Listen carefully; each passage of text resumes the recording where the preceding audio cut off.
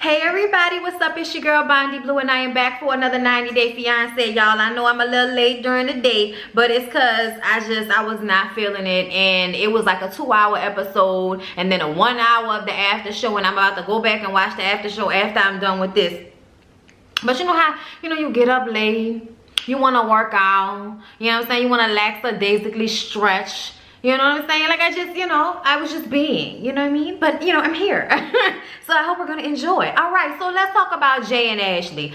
So Jay and Ashley. All right, so the episode started off where the last one left off, which is with Ashley's crazy friend, Natalie, that's her name, who is all in her feelings because Ashley hasn't been answering her text messages or her phone calls. But she hasn't been answering because you are not okay with her relationship, and every time she talks to you, you telling her how her man cheated on her, and she done already told you she don't give a fuck. So if you're not gonna be supportive, then you're gonna not be in the life, okay? You're not in the life, bitch. You're not in the life, all right? And she doesn't seem to understand that, so she beating on the door all hard and shit like she the motherfucking police. And Ashley goes outside and she's like, why are you doing this? Like, oh my God, we've been friends for 20 years. And you're gonna pick this guy, this boy, over me? And it's like, yeah, bitch, he has the dick.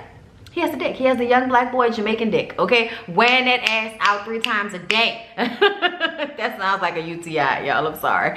But yeah, this bitch is just all in her feelings, and Ashley is just over it. At some point, Jay comes outside and she's like, see, we can't even have a conversation without him getting in it. And she's like, that's about to be my husband, bitch. That's the way it's gonna be. That's about to be my husband. Like, what you don't understand about this shit? And Jay is just like, y'all's issues don't have anything to do with me. Like, whatever the fuck is going on with y'all ain't got nothing to do with me. And it does, but it doesn't. Because at the end of the day, Natalie, if you're allowing him to get in between you and your friend, then that's what you're doing. Like, you could have just let the shit go and bit your tongue and then waited for her to ask you for your opinion when some shit happened. You know what I'm saying? All you gotta do is give her the I told you so. Girl, I would never say that. Okay, so I don't understand Natalie. I think that she just doesn't have a man of her own, or she doesn't have anything going on. But if a bitch tell you she don't feel like being bothered, why are you popping up at her house knocking on the door like you the fucking police? Like, it's not that deep at all. Ashley goes inside because she's over this shit. But what I really wanted to mention when Jay came outside is her saying that ever since, they born in Jamaica, they say get out of Jamaica, go to America. He's just here for the opportunities. And I'm like, this is about to start pissing me off, because here's the thing.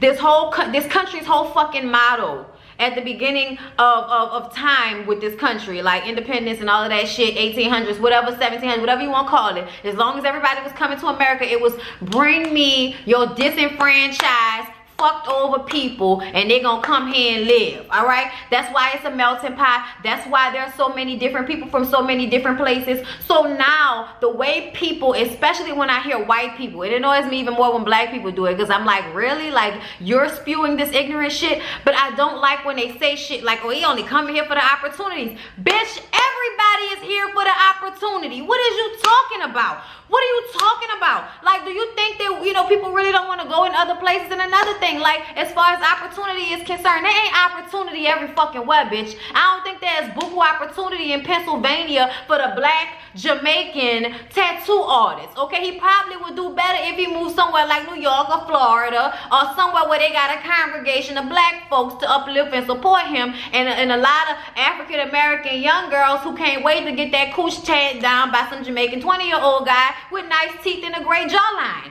Like, I just personally feel like I don't like the energy that she gave off when she said that shit. I don't like when any of them say, oh, you just come here for the opportunity. Like you would do anything different. Like you would do anything different if you were in their situation. So just shut the fuck up about it already. That's what everybody came here for. If you was born here, great for you. But your fucking ancestors did the same thing that these people doing. Trying to come here for better opportunities, unless you like black, and they dragged your ass over here kicking and fucking screaming and killed some of you and knocked you off a boat and raped you and sold your family to some other people. You ain't gonna never see them again. They're gonna elope. So they get on a plane, pack all their bags, as they was doing when Natalie interrupted them, and went over to Las Vegas, and they spending some time. And I think it's really starting to set in that they're about to get married. All of this other shit and having all of these people fighting and fussing with them makes them feel like they really want to do their thing and all of that. You know how it is. When people don't want you to be together, it makes you want to be together even more. And then you realize one day, are we together because we like each other and we love each other, or are we together because we trying to prove everybody wrong? You know what I'm saying?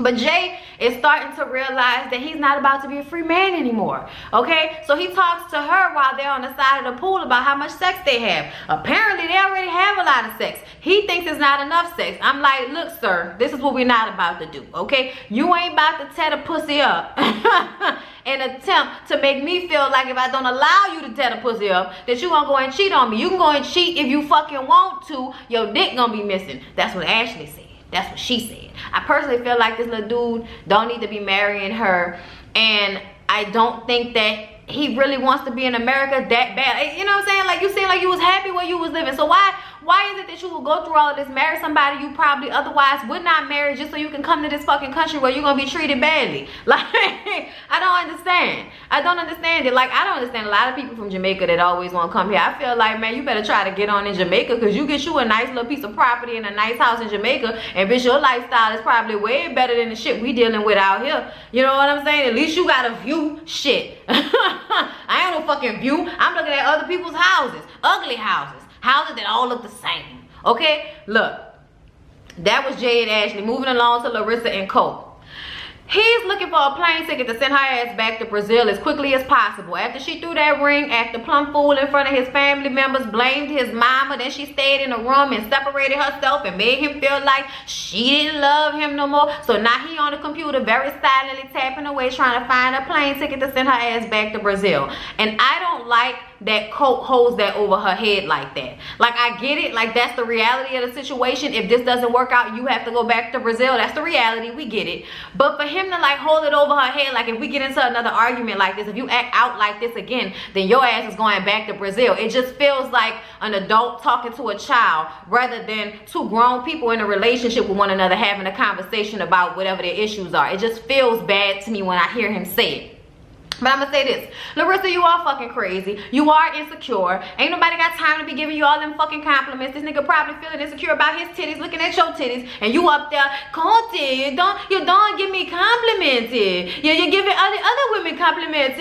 What about my compliments, Conti? You don't love me, Conti. You're cheating, Conti, and all of this bullshit. And then they've been acting a fool on social media. Apparently they're still together, arguing, fighting, and fucking ever so often. I don't understand. I don't understand the attraction to either one of these crazy ass people. Colt seems to be very calm and not with the shits, but then picks women who obviously are with the shits. So obviously there's a part of you that likes all of that. There's a part of you that likes all of that fighting, all of that being scared that she might stab you in your sleep. You like that shit, Colt. So stop complaining about it. You knew what it was. Just how she knew that you was living in the house with your mama and shit, sharing money with your mama. You knew that she was crazy. She was this crazy already. So don't sit up there and act like you so much smarter and you have more common sense than she does, because you in actuality you in the same situation that she is, dealing with something that you otherwise probably wouldn't deal with, all for some sex or for a better living situation. Child, I don't know. I heard y'all told me Larissa left her children in Brazil, huh? You ain't no good, bitch. You ain't no good. And I'm just gonna go ahead and put that out there right now. So they go on a double date with his nicer friends, Andrew and whatever. I don't know whatever their names was. I just know that both of the names started with an A. And they're nicer. They're also much paler. Okay, some pale fucking people. Boy, I swear to God, I was like, damn, some white people. Damn, they ain't got no sun where they from. Like, what the fuck is going on? Anyway, so they are supposed to be going to dinner to the restaurant that they were looking at for a wedding or for the reception or whatever, but they chose not to do that. Remember, because Colt told the girl she had nice glasses, and that pissed Larissa off. And I personally feel like Colt was flirting with that girl. Like, come on, bro, get the fuck out of here. Like, I know you liked her glasses, and as a woman, I don't get mad about shit like that. I'd be like, you like her glasses, huh? Yeah, they cute. Was you trying to bring her home? Like, what the fuck? Like, don't do me. But we don't have problems like that in my relationship. All I'm saying is I can understand her feeling like he was doing too much, but I can also recognize that she did too much in response to him doing too much with the flirtation and telling a girl her glasses are nice and all of this shit. It was just the feeling, that the look on his face that made me feel like it was from a flirtatious place. But anyway, they go into this restaurant. Before they can even enter the restaurant, she starts to go off about how he gave her no compliment, Cody. You gave me no compliment. You didn't say you like my lipstick, and I spent 2 hours on this makeup and, you know, nothing. And I just kind of feel like, girl, if you can't look in the mirror at yourself and be like, bitch, you look good. All right? Like, I feel like that man probably did give you a compliment, but you're not listening because you too busy being pissed off about something. I did not understand them standing outside the restaurant for 30 fucking minutes arguing while the two friends just stood there and watched. I'd have been like, we gonna go get the table and y'all can have this conversation. We gonna order drinks. Y'all want some drinks? We'll order some water and wait for y'all to get to the table. You know what I'm saying? Like, we would have went inside. We wouldn't have been standing there watching them fucking argue about absolutely nothing. Okay? Eventually, Cole says, you know what? I'm sorry if I did not give you a compliment in the way that you wanted to receive it. I'm sorry if I'm not paying attention to you in the way that you want, but I love you. Okay, I love you and I want to be with you. Okay, like it's the same thing as the argument they had early on in the episode. She coming out all sorry and shit with the ring back on. Oh, Cody, I love you, I'm sorry. And he's like, you better not do that shit again. And then we hear, and it's the same shit all over again. She flipping out over absolutely nothing. And then here you come, oh, you know what, I'm sorry that I haven't been doing it the right way. And she was saying in the car, you want sex 24/7, but you don't want to give a bitch no compliments. How am I supposed to be turned on? I was like, well, goddamn, tell us the story then, don't you? Which makes me feel like Larissa feel like, nigga, we fucking no matter what, so you need to give me my compliments. So they finally sit down for dinner and Larissa wants to know from the friends, do they think she's crazy? They nicely say, yeah, bitch, you crazy, you insecure, and you always looking for validation. She was like, you know, you are right, but what do you think that I should do? And they're like, you know, chill the fuck out. And she was like, okay, Cody, you are so intelligent. Yeah, I was just like, oh my God, like get the fuck out of here with this shit. Like, like just over them with the back and forth. Y'all, let's get to like an area of contention for me, which is Steven and Olga. This episode, Steven and Olga are going to get the baby a U.S. passport. And Olga is afraid that Steven is going to take her fucking baby and run. And this becomes a real fear when they get to the consulate or wherever the fuck the place is and she can't go in there because she's not a U.S. citizen. So he had to go in there with the baby by himself, and you could just leave like that. You can go on that soil and technically be on American soil, and Russia cannot come in there after you. So basically, he could have ran off with that fucking kid if he wanted to, and she was standing outside in the park scared as shit. As soon as he comes back outside, he brings her the baby. You know what she has to do? Breastfeed the baby. Proving once again that Olga is necessary to the first few years of this baby's life. And the fact that he even thinks that his no house, no apartment, no health insurance, no probably job having ass needs to take that fucking baby back to America astounds me. Astounds me. Okay? Really made my ass itch. Okay? Because I'm like, you recognize that this baby is too fucking young to survive with just you, right? So you don't want the baby to get the breast milk. You won't put the baby on formula so they can blow up and be one of these fat fucking babies around here in America. This is some bullshit, y'all. This is some bullshit that Steven thinks that this is what he should do. No, I don't give a fuck about what your fucked up childhood was like. It is worse for that baby not to have his mother during these very early months. They just had the fucking baby, and he already talking about taking the baby away from her, talking about, I want to be close with the baby, I want to spend time with the baby. It's all about him and what he wants. He's a fucking child, and I do not think for 1 second that anybody in Russia should allow him to leave with that baby because he got a fucking passport for that baby. Fuck out of here. Fuck out of here, y'all. I was so upset by that. And he's still saying that, you know, it's okay, I'll take care of the baby. And Olga's just crying. And I'm like, if I was Olga, I was like, you will have to take this baby from my cold dead hands before you take this fucking baby out that country with you. Watch me. I'm just saying, it would have had to go down. Like, I would have called some people over, pushed his ass out the apartment. He gotta go. He ain't taking my fucking baby with him. Bye. Bye, Steven. Like, it just would have been a way more aggressive situation. I'm just gonna say that. Moving on. Y'all, Kalani pregnant again. And she's blaming it all on the Sway Loop because he don't like to wear condoms. And she's breastfeeding, so she can't be on birth control. And I'm like, you mean to tell me you running everything else up in this fucking house with this man, and you couldn't tell him, if you don't wear a condom, we not having sex? You couldn't tell him that? Really?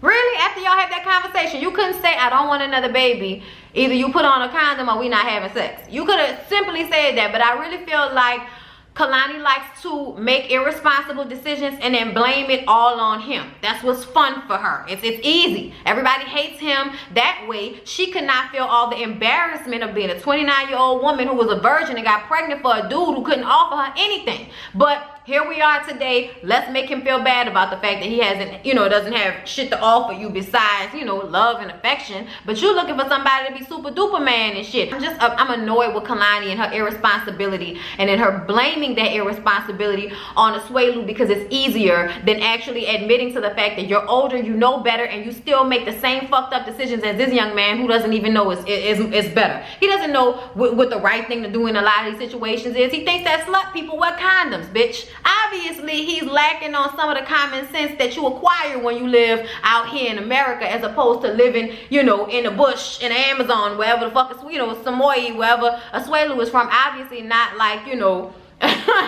up in the times and shit for where we are. It's very antiquated, I would like to think. You know what I mean? I could be wrong, but it seems antiquated because of the way he is and the things he says. And the fact that she went ahead and got pregnant by him not once but twice, it just makes me upset that it still has to come to him doing something to make her feel better in order for her to feel okay about this. So they go and tell her mom, and her mom really isn't judgmental at all. Her mom is probably the only person that she can really talk to with no judgment. And she wasn't ready to have another baby for him, so she's crying, and then she asked him to take the baby back to the house so she and her mom could talk.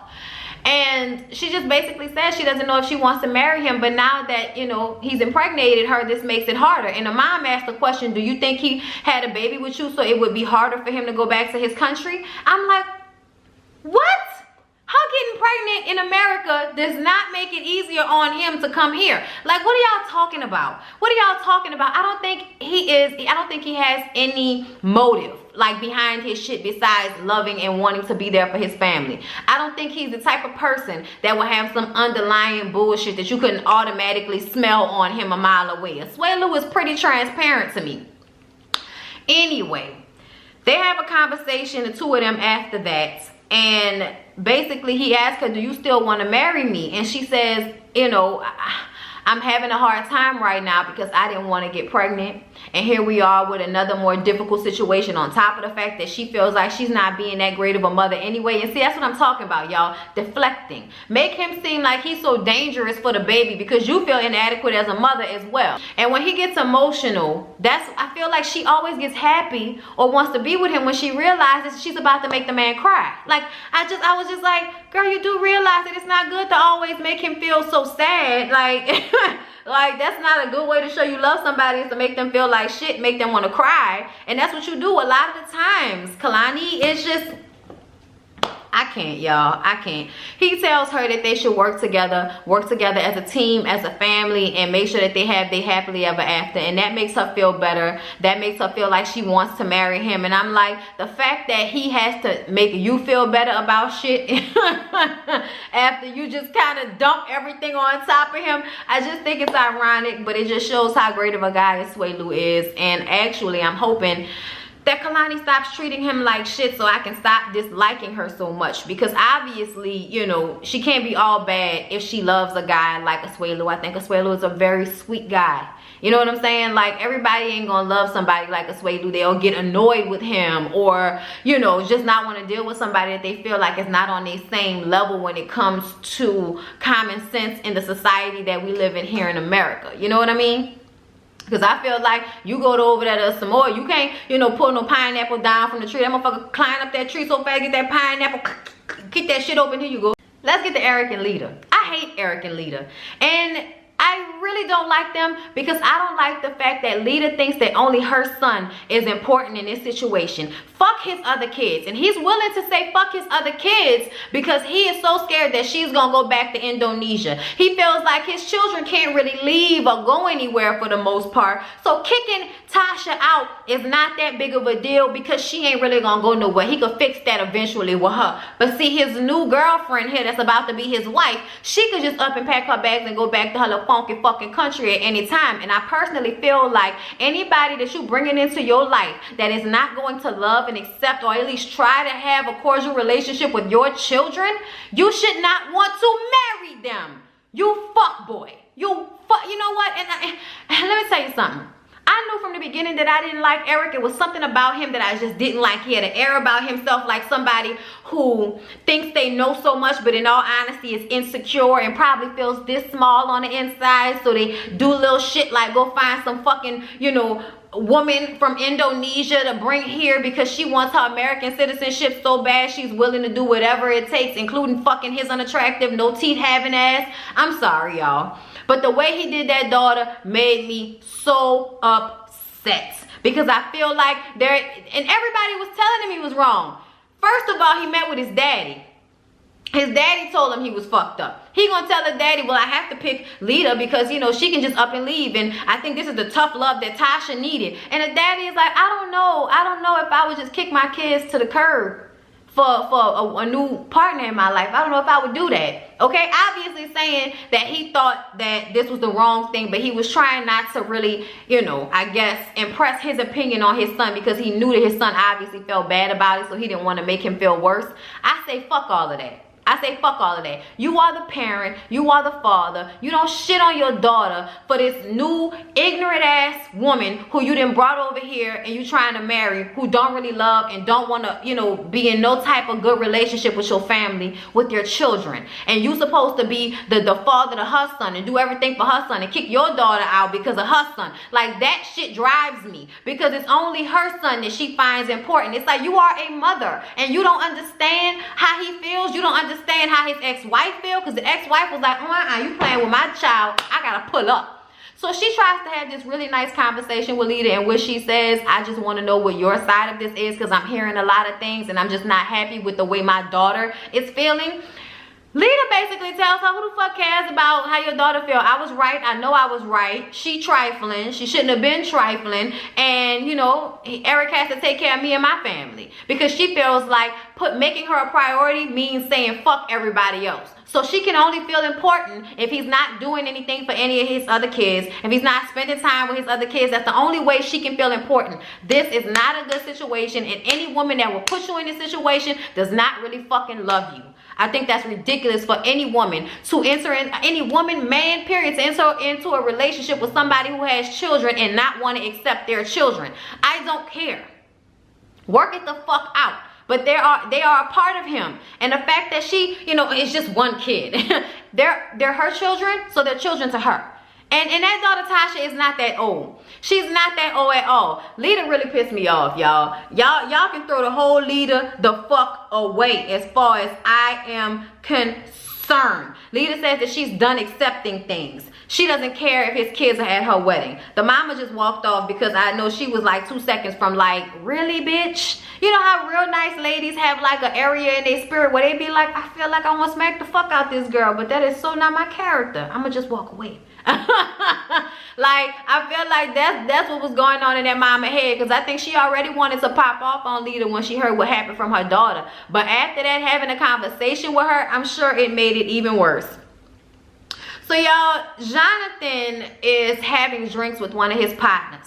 This partner, Steven, is telling him how immature Fernanda might be, and is he sure he wants to marry somebody who's that young, blah, blah, blah, blah, blah. Same shit. And in the middle of them having this conversation, she keeps texting and calling, and he's ignoring the text messages and ignoring the phone calls, because he just wants to have his 45 minutes after work to have a drink with his partner. What he doesn't realize is she's been sitting at home all day waiting for him. So he leaves, goes home, she's pissed, she's been crying, she's upset. And y'all, I really understood how she felt. Now that I am like working from home, I'm always home. At this point, Lyric's car is broken, so we are sharing a vehicle. So right now, I can't go and get this fucking chicken that I want so bad, because I don't have a vehicle. And I ain't got no friends, so I ain't got nobody that can, you know, like, you know, all right, but yeah, I'll be over there in the middle with some chicken. Yeah, I don't have no friends. So, nobody near anyway. So, I so understood how she felt. You sitting up there waiting for somebody all day, and they go out with their partner and take even more time for you while you at home alone feeling lonely and shit. And I imagine it's even worse for her, because she's away from her friends and her family in another country. She's homesick. It's just amplified. But I totally understood how she felt, but that's not the way you go about it. You don't trash him and make him feel like shit and cry and tell him that you want to go home because he didn't come back home in enough time for you to feel comfortable. You have to give get used to the fact that he still has a life to live. He still has friends. And I know that it's upsetting, but she just should have handled the situation better. He gets upset with her eventually. It's like, really? You want to leave because I spent 45 minutes out with my friend? Jonathan says that Fernanda used to go out a lot when she was still living in Mexico. She used to be out with her homegirls all of the time. And he never called her and harassed her, never acted a fool with her, never got mad. So now he's pissed off. And when she thought about that, she was like, okay, Jonathan, I'm sorry. I'm so terrible. I'm sorry. And he was like, you know what? Fuck that. Fuck that, because it's all about you. You get in your tornado mood, and here we are with you acting a fucking fool, being immature. I'm over it. So now we don't know what's gonna happen with Fernanda and Jonathan, but if you follow them on Instagram, you know they got married. Fuck out of camp. All right, that's it. That's all. See y'all in what's next.